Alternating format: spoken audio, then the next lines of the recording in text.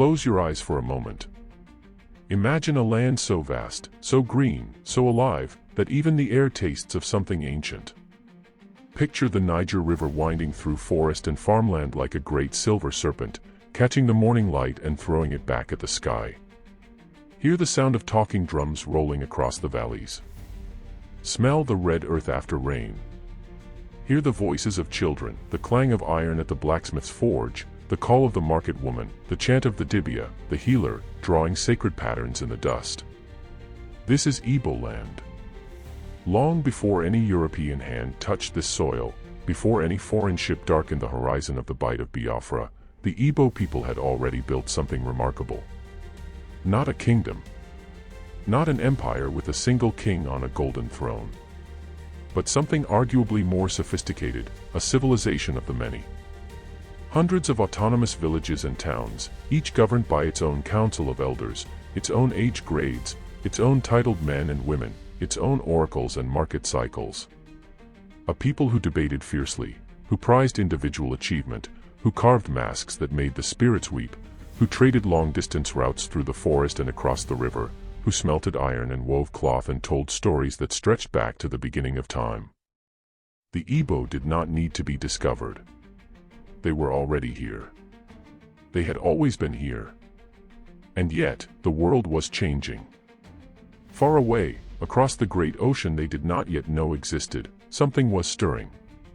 And one day, the strangers would come. This is the story of that meeting. Of what was gained and what was lost. Of courage and betrayal, of commerce and cruelty, of missionaries and merchants and soldiers. Of how two worlds, so utterly different, collided on the banks of the Niger and along the creeks of the Delta, and how nothing, on either side, would ever be quite the same again. Settle in. This is a long story. And it deserves to be told right. To understand what the Europeans found, you first have to understand what was there. The Igbo homeland stretches across what is today southeastern Nigeria, a vast territory of rainforest, savanna, rivers, and creeks. At its heart, the great Niger River and its tributary, the Benue, converge near what is now Lokoja, and from there the Niger fans out into a great delta, a maze of waterways, mangrove swamps, and barrier islands, before pouring into the Atlantic Ocean. By the 15th century, the Igbo numbered in the millions. Their settlements ranged from small farming hamlets to large, sprawling towns. Onitsha sat on the western bank of the Niger. Arachukwu, the home of the powerful Aro, nestled in the forested hills of the southeast. Awka was famous for its blacksmiths and its wandering doctors. Nri, perhaps the oldest of all, was a spiritual center whose priests, the Is Nri, held ritual authority over a vast area, settling disputes, cleansing abominations, and consecrating hymn festivals across dozens of towns. The Nri civilization is one of the oldest in sub-Saharan Africa. Archaeological finds at Igboukwu, discovered in the 1930s and excavated in the 1960s by archaeologist Thurston Shaw, revealed bronze objects of extraordinary sophistication dating to the 9th century AD. Intricately worked ceremonial vessels, elaborate jewelry, and regalia of a buried dignitary that stunned the world. These were not the works of a primitive people. These were the products of a civilization with mastery of metallurgy, long-distance trade, and complex ritual life, centuries before any European set foot on West African soil. The Igbo did not have a single king. This is important. This is the thing that confused, and continues to confuse, outsiders more than anything else. Other great West African societies had kings. The Yoruba had their Alafin of Oyo. The Edo had their Oba of Benin. The Hausa Fulani had their emirs. Europeans, shaped by centuries of feudal monarchy, understood kingship. They knew how to find a king, make a deal with a king, or, if necessary, bribe a king or overthrow a king. But who was the king of the Igbo? There was no such person. Governance among the Igbo was what political scientists today would call stateless or acephalous, without a head. Power was diffuse. In most Igbo communities, the Oha, the General Assembly of Adult Free Men, was the highest authority. The elders advised. The age grades enforced. The titled men, Ozo and Ens, carried prestige but not absolute power. Even chiefs were, in many places, first among equals rather than rulers in the European sense. There were exceptions, of course. In Onitsha, a king, the Obi, had real authority, partly because Onitsha was founded by migrants from the Benin Kingdom who brought monarchical traditions with them. The Aro people of Arachukwu had their own complex political organization, built around the power of their famous oracle, the Abini Ukbabi, which the British would later call the Long Juju. And along the Niger Delta, city-states like Bani, Calabar, though Calabar was Efik-speaking, closely linked, Elam Kalabari, and Brass had developed sophisticated trading states with their own houses and hierarchies. But broadly speaking, the Igbo were a people of democracy long before the word democracy reached their shores. They also had rich spiritual lives. The Igbo universe was populated by a hierarchy of spiritual beings. At the apex was Chukwu, the great god, the source of all life. Below Chukwu were the Alusi, powerful spiritual forces associated with the earth, the sky, rivers, and forests. The most important was Allah, the earth goddess, mother of all, judge of the dead, guardian of morality. To offend Allah was the most serious transgression a person could commit. Each person also carried their own chi, a personal spirit, something between a guardian angel and a divine double, whose quality determined much of one's fate. The relationship between a person and their chi was intimate, debated, and deeply personal. It shaped how the Igbo thought about success, failure, destiny, and free will. The Dibia, the priest-healer, was the bridge between the human and spirit worlds. Through divination, herbal medicine, ritual performance, and spiritual combat, the Dibia navigated crises that ordinary people could not. They were feared, respected, sometimes dreaded. And then there was the masquerade, Manwu, the appearance of ancestral spirits in the world of the living, embodied in elaborate costumes, speaking in altered voices, enforcing social norms, performing at funerals and festivals, terrifying the wicked and blessing the righteous. This was the world. Complex, layered, living. And into this world, gradually, quietly at first, then with increasing force, the Europeans came. The year is 1472. On the coast of West Africa, Portuguese sailors are pushing further and further south, tracing the outline of a continent that is simultaneously the most familiar and most foreign place on earth. They are driven by a dangerous mixture of Christian zeal, commercial ambition, and the peculiar courage of men who have learned to live on the sea. Their ships are small by later standards, caravels, lean and maneuverable, designed for exactly this kind of exploratory work along an unknown coast. Their captain, Fernão Dupa, is doing what all Portuguese explorers of this era do: he is naming things. The island he has just sighted, he names after himself, Ilha de Fernão Dupa. Today we know it as Bioko, in the Gulf of Guinea off the coast of Cameroon. The Portuguese have entered the waters of the Bight of Biafra. They are close to Igboland now, closer than any European has ever been. But entering the delta is another matter entirely. The Niger Delta in the 15th century is one of the most forbidding coastal environments on the planet. It is not a clean, open shoreline. It is a labyrinth, hundreds of waterways twisting through mangrove forests so dense that the sun barely reaches the water. The air is hot, fetid, and thick with insects. Crocodiles rest on mudflats. Hippopotami snort in the shallows. And disease, above all, malaria, kills Europeans with terrifying efficiency. The West African coast will earn the grim nickname, the white man's grave, and the delta is among the deadliest of its killing grounds. The people of the delta, however, are perfectly adapted to this environment. The Ijo-speaking peoples, the Ijo, have lived in the delta for millennia. They are fishermen and traders, people of the water, who move through the creeks with an ease that will astonish Europeans for centuries. Around them, other communities, the Efik to the east at Old Calabar, the Itsekiri at the western fringe of the delta near the Forcados River, are already engaged in trade networks that reach deep into the interior. And some of those interior trade networks lead directly into the heart of Igboland. When the Portuguese make contact with Delta communities in the late 15th century, they are entering an existing commercial system. These are not isolated villages. These are nodes in a network of yams and cloth and iron and slaves that has been operating for generations. The Portuguese want two things initially: gold and spices. West Africa does not disappoint on gold. The region further west, in present-day Ghana, is swimming in it. But the Niger Delta region does not have gold in the same abundance.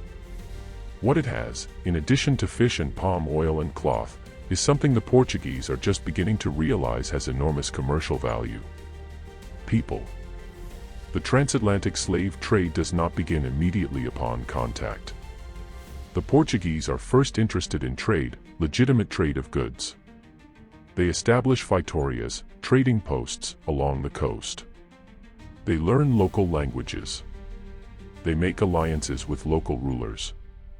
They baptize some of them, give them Portuguese names, establish diplomatic relations. But the demand for labor in the sugar plantations of São Tomé and Príncipe, islands the Portuguese are developing in the Gulf of Guinea, is growing. And then, as the 16th century opens and the Americas are discovered and the plantation system explodes into the New World, the demand for enslaved African labor becomes insatiable. The machine of the slave trade begins to turn. And the Delta, positioned perfectly, connected to the interior through rivers and trade routes, home to peoples who are already accustomed to commercial exchange, is about to become one of its most terrible engines. Understand what the slave trade was. Not as a historical abstraction. As a lived reality. A child is born in an Igbo village somewhere in the interior, perhaps near Owerri, perhaps near Awka, perhaps in one of the hundreds of farming communities east of the Niger. She is given a name. Her mother whispers her chi into the air. Her father plants a yam in her honor. She grows up knowing her lineage, who her grandfather was, what deities her family serves, what market day she was born on, what masquerades dance in her village square. Then, through a web of violence, kidnapping, warfare, and debt, she is taken. She passes through the hands of local middlemen. She is sold at a regional market. She walks, in chains or ropes, southward through the forest, toward the delta, toward the coast. She is held in a barracoon, a holding pen, sometimes for weeks, sometimes months. She does not speak the language of the people around her. They do not speak hers. She is examined by men whose skin is a color she has never seen, who speak in sounds that are not language, who smell of things she cannot name. She is put on a ship. What happens next, the Middle Passage, is among the most documented atrocities in human history. The mortality rates. The conditions. The suicides. The rebellions. The horror that broke people and forged others into something harder than iron. She arrives in the Americas, perhaps Virginia, perhaps Jamaica, perhaps Brazil, and she is sold again. Her name is changed. She is told she has no history. She is told she is property. But sometimes, in the dark, she whispers her real name. And sometimes, her grandchildren remember. The Igbo were among the most heavily affected peoples in the entire Atlantic slave trade. Historians estimate that between the 16th and 19th centuries, somewhere between 1.5 and 2 million Igbo people were enslaved and transported across the Atlantic. This made them one of the largest single ethnic groups in the slave trade. They were concentrated in particular in Virginia, where they were sometimes derogatorily called Igbos, in Jamaica, in Trinidad, in Barbados, and in the rice and tobacco fields of the American South. Traces of Igbo culture survive in the Americas to this day, in certain musical forms, in certain spiritual practices, in certain foodways, in place names and surnames. The island of Igbo Landing in South Carolina is famous in African American oral tradition as the site where a group of Igbo captives, upon arriving, turned and walked into the sea rather than submit to slavery. Whether historically accurate or not, the story persists as a testament to Igbo notions of dignity and resistance. By the 18th century, the relationship between the Igbo world and Europe has been running for more than 200 years. And it has become deeply, inextricably complex. On one level, it is a relationship of commerce, brutal commerce, but commerce nonetheless, with its own logic, its own rules, its own rituals. European captains bring trade goods to the delta, iron bars, copper manillas, the bracelet-shaped currency of the trade, firearms, gunpowder, cloth, alcohol. The delta traders exchange these for enslaved people, palm oil, and ivory.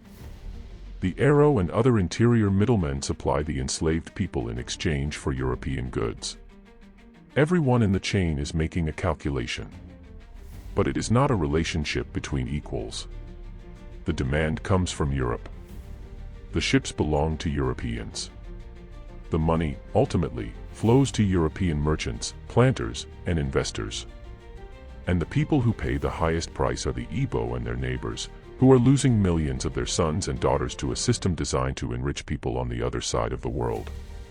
By the 1780s and 1790s, however, something is changing in Europe. The abolitionist movement is gaining strength in Britain. Thinkers like Granville Sharp, Thomas Clarkson, and William Wilberforce are building a moral and political case against the slave trade that will, eventually, overwhelm the vested commercial interests arrayed against them. They are collecting testimony from survivors. They are publishing accounts of the Middle Passage. They are lobbying Parliament. They are building public pressure. In 1807, Britain passes the Slave Trade Act, abolishing the British participation in the transatlantic trade. The abolition of the slave trade redirected British energy and attention in West Africa. If the trade in human beings was to be stopped, the argument went, it had to be replaced with legitimate commerce, trade in goods rather than people. Palm oil, groundnuts, cotton, timber. These would enrich African societies without degrading them, or so the theory went. And alongside legitimate commerce, the British, and others, believed, should come Christianity and civilization. This was the ideological package of the 19th century: commerce, Christianity, and civilization. The famous 3Cs, articulated by David Livingstone and echoed by missionaries, merchants, and politicians across the British Empire. It sounds, on paper, almost benign. In practice, it was the ideological foundation of colonialism. But in the 1840s and 1850s, that future is not yet certain. The missionaries who are beginning to penetrate the Nigerian hinterland are not, in most cases, colonial administrators. Many of them are genuine believers, people of personal courage and religious conviction, willing to die for their faith in a climate that frequently obliges them. Some of them are remarkable individuals. Some are complex, contradictory figures. Almost all of them carry with them the unexamined assumptions of their time, about civilization, about race, about the relationship between Christianity and European culture. Onitsha in 1857 was already a significant town. Situated on the western bank of the Niger, where the river narrows and becomes crossable, Onitsha was a trading center, a meeting point between the Igbo interior and the riverine trade.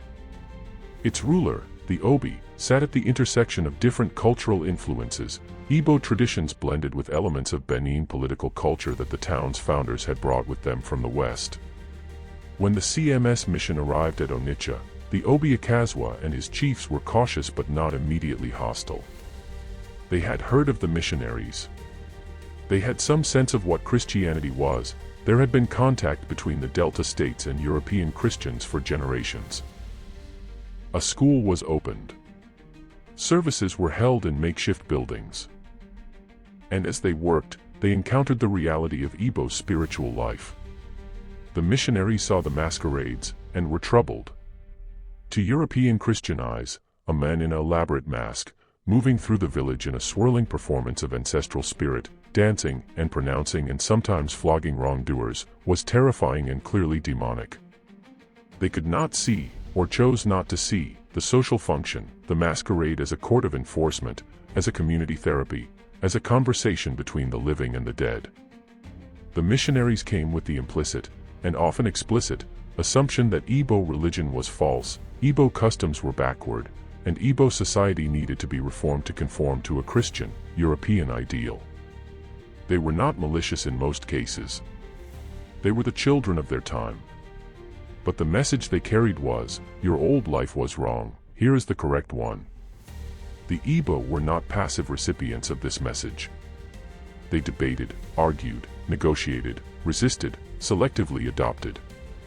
The history of Christianity in Igboland is not a simple story of people accepting a foreign religion. It is a story of encounter, adaptation, transformation, in both directions.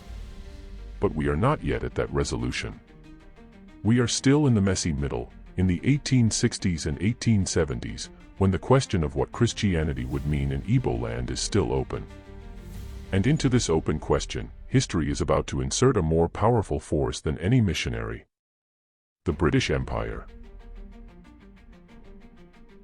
Among all the African figures of the 19th century encounter between the Niger Delta and Europe, one stands above the rest in drama, tragedy, and historical significance. His name was Jaja. Born around 1821, probably of Igbo origin, his personal name, Jibo Jiboga, suggests Igbo roots. Though he was raised in the Delta trading world, Jaja was sold into slavery as a child and purchased by a chief of the Anna Pepple house in Bonny. He was enslaved within the house system, but he was exceptional. Brilliant at trade, fierce in personality, politically astute. He rose through the house system until he became the head of the Anna Pepple house, a slave who had become a chief. But Bonny's internal politics were fractious. After years of conflict with the rival Manila Pepple house, Jaja made a dramatic decision. In 1869, he led a secession. He took his followers, and, crucially, he took the trade. He moved east along the coast to a new location, which he named Apobo, after the most powerful spirit in Bonny's religious pantheon. He established a new city-state. And within years, Apobo had become the most commercially powerful state on the Delta coast. Jaja's genius was in control. He controlled the waterways. He controlled who could pass through to trade directly with the interior. He broke the British merchants' attempts to bypass him and deal directly with the interior Igbo producers. He engaged British consuls with sophistication and firmness, negotiating on equal terms, refusing to be bullied. The British were, in private correspondence, furious. They respected his power. They also resented it. In 1887, Consul Harry Johnston invited Jaja to a meeting aboard a British gunboat, under a guarantee of safe passage, a guarantee of good faith. Jaja, suspicious but unable to refuse, came.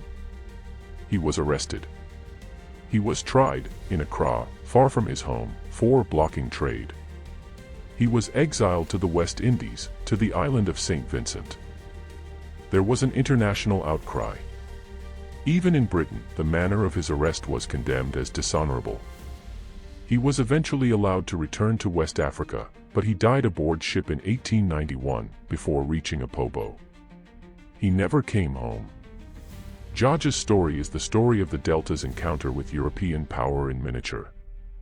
A man of extraordinary talent and achievement, who played by the rules of commerce and diplomacy, who built something real and lasting, and who was destroyed not because he was weak, but because he was strong, and strength in a black man on the Niger Delta in 1887 was something the British Empire could not tolerate. His name is remembered in Nigeria to this day.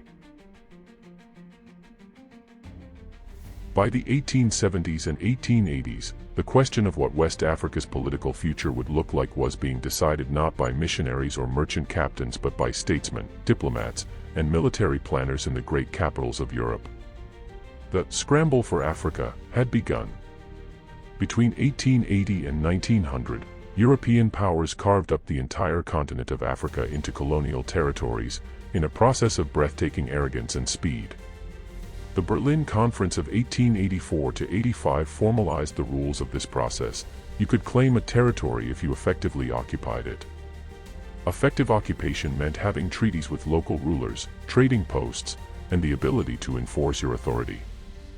Britain's primary instrument for claiming the Niger territories was a chartered company. The Royal Niger Company was granted a royal charter in 1886. Its founder and driving force was Sir George Goldie, a complex, brilliant, ruthless figure who had spent years consolidating British commercial interests on the Niger, buying out French and German competitors, and making treaties with hundreds of local rulers. The company was not just a trading firm. It had the power, granted by the British government, to act as a government. It could make treaties, raise a police force, impose tariffs, and administer justice. It was, in effect, a private colonial government. The most notorious episode was the destruction of Onitsha's relationship with the company, and the gradual assertion of British authority along the Niger River through a combination of treaties, coercion, and occasional military force. On the 1st of November 1901, a British military force entered the territory of Arachukwu. The Aro Expedition, also called the Arachukwu Punitive Expedition, was the military operation that formally ended the independence of the Aro Confederacy and opened the Igbo interior to British colonial administration. It had been meticulously planned. The British assembled a force of approximately 3,000 soldiers, mostly African soldiers under British officers, drawn from the Lagos and Niger Coast Protectorate forces. They approached Arachukwu from 4 different directions simultaneously, closing off escape routes. The Aro resisted. There was fighting. But the British were equipped with modern rifles, artillery, and rockets. The Aro and their allies fought with what they had: matchlocks, Dane guns, courage. The outcome was not in doubt. Arachukwu fell. The long juju, the Ibini Ukpabi, was found by the British soldiers. They expected, perhaps, some elaborate trickery, a speaking tube, a hidden priest, a stage effect. What they found was a cave complex with a sacred pool, old bones, ritual objects. They destroyed the shrine. They blew it up. The British commanding officer, Colonel Montanaro, filed a report noting that the oracle had been unmasked, and that its power would now be broken. He was wrong about that. The physical shrine was destroyed. But the oracle had never been just the shrine. It was the idea. It was the accumulated faith of centuries. It was the authority that the Aro derived from the belief of hundreds of communities. You cannot blow up a belief with dynamite. In the aftermath of the expedition, missionaries moved into Arachukwu. Schools were built. Churches rose. The CMS and other denominations rushed to claim this new territory. In 1929, the British colonial administration attempted to extend direct taxation to Igbo women. The Otu women's organizations were powerful institutions with their own authority, their own sanctions, their own decision-making processes. When word spread that the British were about to tax them, to treat them as individuals subject to colonial extraction, rather than as the autonomous agents they had always been, the women rose. What followed is known as the Women's War, Ogu Umanwani in Igbo. The women mobilized in their tens of thousands. They danced, they chanted, they confronted warrant chiefs in colonial administrative buildings. They demanded the removal of the hated warrant chiefs, the men the British had installed as local rulers, a system completely alien to Igbo political tradition, which had never had chiefs with that kind of unilateral authority. The British called it a riot. The Igbo women called it a war. When British forces opened fire on unarmed women protesters at Aba, Apobo, and elsewhere, killing at least 50 women, there was outrage, in Nigeria and in Britain. A commission of inquiry was held. Colonial policy was revised. But the women's action did something more profound than change policy. It told the world, and told the British, that the Igbo were not a people who had been defeated. They had been conquered, yes. Occupied, yes. But their spirit, the fierce, argumentative, democratic, deeply human spirit of the Igbo people, was not gone. It was waiting.